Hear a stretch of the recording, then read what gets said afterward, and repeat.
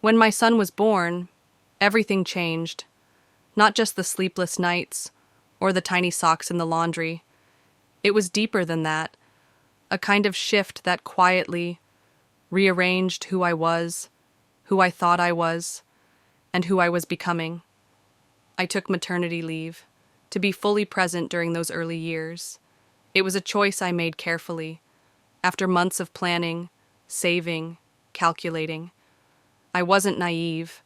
I knew the world doesn't pause just because you're raising a child.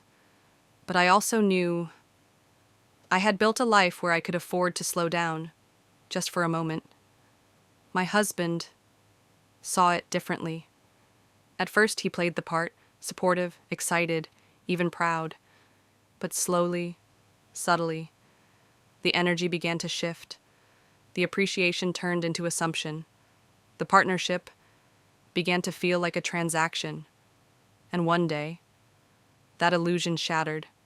With a single sentence, he told me, casually, like it was obvious, that he didn't feel the need to consult me on our finances. His reason? Because you're just at home, not bringing in a dime. Those words landed like ice water down my spine, just at home. Never mind that I was the one juggling feedings, nap schedules, pediatric appointments. Never mind that the apartment I owned was generating rental income that helped cover our bills. And let's be clear, that wasn't pocket change. That money paid for groceries, utilities, baby supplies. It gave us breathing room. It gave him breathing room. But apparently, because it didn't come as a paycheck with his name on it, it didn't count. Before maternity leave, I was thriving. High pressure, high reward career. I'd out-earned him more than once, though I never made a thing of it. I thought we were a team. I thought compromise meant something. But over time, he started making big decisions without me. Large purchases, no warning. Our joint account drained overnight. When I asked why, his response was always the same. I forgot. Or worse, it's not like you're earning right now. As if wiping tears at 2 a.m. wasn't work. As if running a home, raising a human, didn't carry weight. The final straw came during a fight in the kitchen. He'd spent a large sum, again. When I asked why, he snapped, loud enough to make the baby cry. "You don't make any money," he yelled. "Why should I have to check with you?" And just like that, the fog cleared. He didn't see me as a partner. He saw me as an expense. That night, with my son sleeping on my chest, I made a vow. I wouldn't vanish in this life. I wouldn't become invisible in my own home. The next morning, I called my old boss. Is there any chance I could come back, remotely, even part-time? His answer? Absolutely. When can you start? And just like that, the spark came back.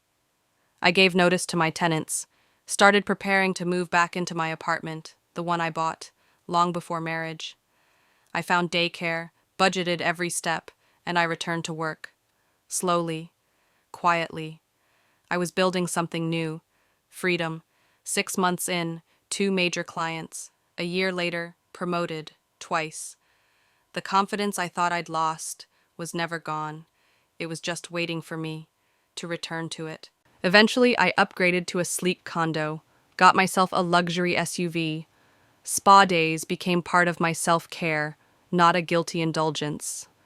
And then, one afternoon, fresh out of a facial, hair bouncing, heels clicking, I ran into him, my ex. He was standing there. Same coffee, same jacket. He looked tired, faded. He looked at me like I was a stranger, because in his eyes, I was. He had no idea who this woman was, the one who wasn't asking permission, the one who no longer dimmed her light to protect his pride. He didn't recognize the glow-up. He didn't recognize the peace. He didn't recognize me. And that was the point. I had spent years being small enough to fit into his version of love. Now, I was building a life that didn't require shrinking. I didn't need revenge. I didn't need an apology. I just needed to remember who I was and show up for her like no one else could. Because at the end of the day, respect isn't earned through income. It's earned through empathy, through effort, through equality. And if someone can't see your worth, unless it's tied to a paycheck, they were never really seeing you to begin with.